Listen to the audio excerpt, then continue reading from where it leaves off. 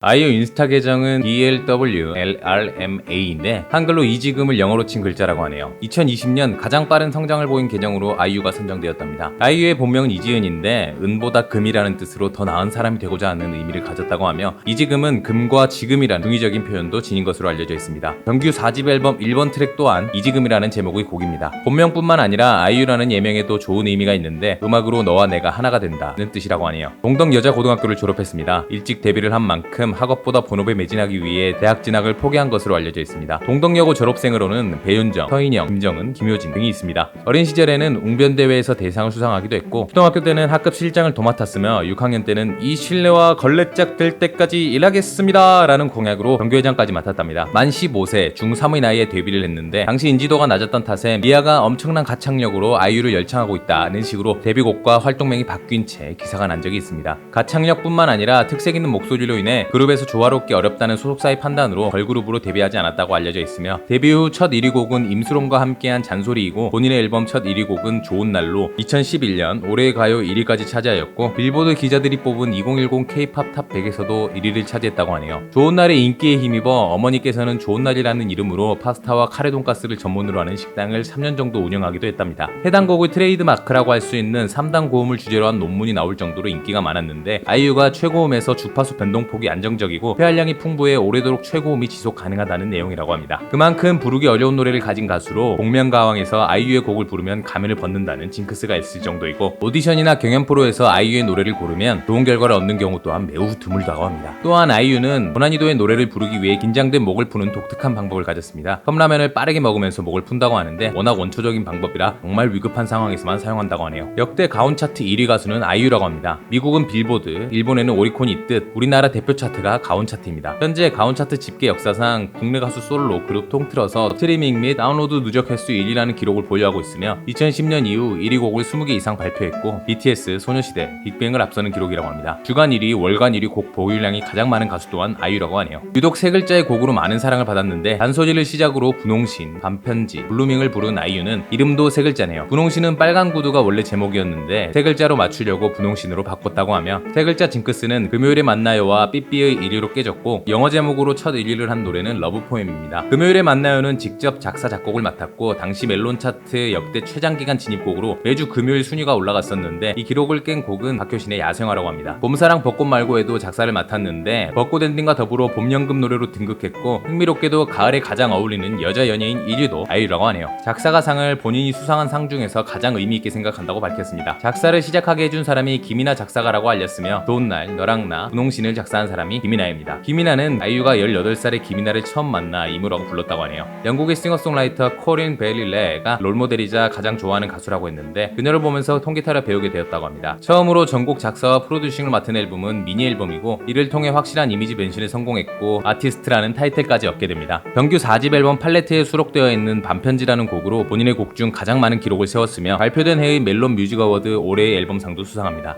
챗샤이어 앨범은 잠깐 폭식증을 겪는 동안 느꼈던 아픔이 투영되어 나온 앨범이고 이를 회복하면서 스스로 있는 그대로를 받아들이는 과정을 담은 앨범이 팔레트라고 밝혔습니다. 자신이 인기를 잃었을 때의 모습을 상상하면서 쓴 곡으로 자작곡 길 잃은 강아지가 있으며 스스로 생각하길 인기는 영원하지 않고 언젠가 없어질 거품과 같다. 나는 과대평가된 가수라고 말한 적이 있습니다. 작곡가 정재영은 유독 슬픈 노래를 소화하는 것이 남다른 아이유를 보고 넌 내면에 뭔가 아픔이 있다. 그게 느껴진다. 라고 했고 펄투와 인순이는 이별을 한 100번은 해본 것 같다. 애기야 네 안에 뭐가 들었니? 라는 반응을 보이기도 했습니다. 올림픽 체조 경기장 단독 콘서트를 1분 만에 전석 매진시킵니다. 솔로 여성 가수로서 1990년대 출생으로는 유일한 것으로 알려져 있습니다. 해당 공연은 360도 무대 공연으로 진행됐는데 모든 솔로 가수 중에서 박효신 다음 두 번째입니다. 이효리는 자신을 이어갈 후배로 아이유를 지목하면서 아이유는 자기만의 완전히 다른 차원의 매력을 가졌고 나를 훨씬 더 앞질러 갈 수 있는 후배다 라고 했으며 이승철은 아이돌의 느낌이 오히려 없어지는 날 더 빛을 발할 아이유다. 김이나 작사가는 정말 큰 그릇을 가진 아이 라고 표현했답니다. 최가본 대표 아이유를 발굴한 사람입니다. 당시 로엔 엔터테인먼트 심사위원으로 거지의 겁쟁이, 거미의 어른아이, 하동균의 그녀를 사랑해줘요의 가사를 썼으며 아이유의 1집을 프로듀싱했습니다. 거미, 하동균, 희성과 절친으로 당시 최가본의 작업실에 매일 드나들었답니다. 아이유의 오디션 현장에 거미도 있었는데 당시 아이유는 김범수의 보고 싶다를 거미가 리메이크한 버전으로 불렀다고 합니다. 이를 들은 거미가 가능성이 보인다면서 꼭 데뷔시켜서 잘 키워보라고 최가본 대표에게 말했다고 하네요. 하동균은 아이유의 연습생 시절 보컬 선생님이었습니다. 유일하게 독서를 아끼지 않았는데 당시 아이유의 노래를 듣고 무려 라는 한마디 한마디로 평가했으며 아이유는 연예계에서 가장 자신을 힘들게 했던 남자로 하동균을 꼽았다고 합니다. 아이유가 중2였을 때 처음으로 휘성을 만나게 되는데 처음 기타를 가르쳐준 사람이며 기타를 배우고 일주일 만에 노래 한 곡을 정박으로 코드를 잡고 노래까지 부르는 걸 보면서 천재성을 알아봤고 직접 프로듀싱하게 해달라고 최가변 대표에게 부탁한 적이 있다고 합니다. 아이유는 오디션에 20번 넘게 떨어진 경험이 있고 당시 지원했던 기획사 중에 JYP도 있었으며 훗날 박진영은 오디션 담당자를 중징계하겠다며 가슴이 아프다, 눈이라도 마주치면 딴 곳을 보곤 한다 라고 아쉬움을 드러내기도 했습니다. 아이유는 한 예능에서 SM과 YG는 왜 지원하지 않았냐는 질문에 SM은 외모에 자신감이 없었고 YG는 당시만 해도 오디션 횟수가 적어서 못했다 라고 밝힌 적이 있습니다. 데뷔 이후 단 한 번도 현재 소속사를 떠난 적이 없다고 합니다. 로엔 엔터테인먼트는 아이유의 독보적인 존재감을 고려해서 건물 한 층을 전용 연습실로 제공하였으며 9대1이라는 파격적인 수익 분배 조건을 제시한 것으로 알려져 있고 당시 아이유가 제시한 재계약 조건은 본인과 함께하는 스태프들의 재계약 보장 및 임금 인상이었다고 하네요. 당시 아이유와 함께하는 인원은 38명으로 구성되어 있었고 매니저, 댄스팀, 경호원, 메이크업 아티스트 등을 포함한 숫자이며 아이유의 모든 활동에 다 같이 움직였답니다. 연기 활동으로 작품 활동을 할 때는 본명인 이지은으로 활동 중인데 가수 활동명인 아이유가 아닌 본명을 써야 연기를 보는 사람들이 몰입도에 방해가 되지 않을 것이라는 주변 사람들의 의견을 반영한 것이라고 합니다. 극한 직업의 이병헌 감독의 차기작 드림이라는 영화에 박서준과 함께 캐스팅이 확정되었으며 상업영화로는 넷플릭스 독립영화 페르소나 이후 처음이라고 알려져 있습니다. 2019년 백상예술대상 최우수 여자연기상 후보에 오르기도 했는데 나의 아저씨로 연기력에 있어 역대급 호평으로 이지아는 아이유 아니면 상상할 수 없다는 평가를 받았습니다. 당시 후보에 올랐던 배우로는 염정아, 김서영, 김태리,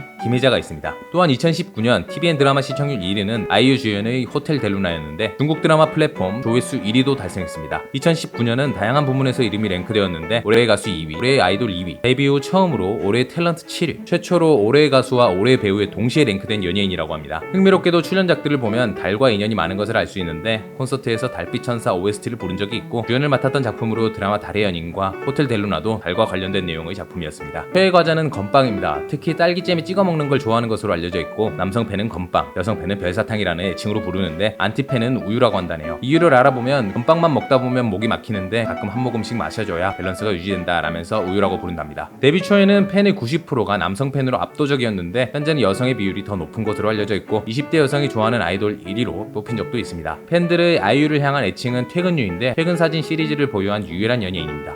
아이유 팬에게는 감동이 덤으로 온다는 말이 있으며 김제 여자 고등학교 졸업식에 깜짝 등장하기도 했는데 팬미팅에서 소원으로 스크로텍을 적어낸 팬을 위해 약속을 지킨 것이라고 알려져 있고 당시 졸업생 전체에 화장품과 꽃다발을 선물했답니다. 포브스 선정 2019 아시아 기부 영웅 30인 명단에 아이유가 포함되었습니다. 최연소 기부스타로 선정되었다고 하는데 당시 기준 기부액이 총 9억 원에 달했다고 합니다. 본인의 모교인 동덕여고에도 꾸준히 장학금을 지원하고 있는 것으로 알려져 있으며 아이유 장학금이라는 이름으로 도움이 필요한 후배들을 위해 대학 등록금 전액을 지원해주고 있다고 하네요. 또한 학교폭력 홍보대사 및 명예경찰 활동을 하면서 순경에서 경장으로 진을 하기도 했습니다. 오늘의 영상은 여기까지. 우리가 알던 인물의 재발견 그리고 새로운 인물을 발견하고 싶으신 분들은 캐리커버리를 구독해주세요. 시청해주셔서 세상 감사합니다.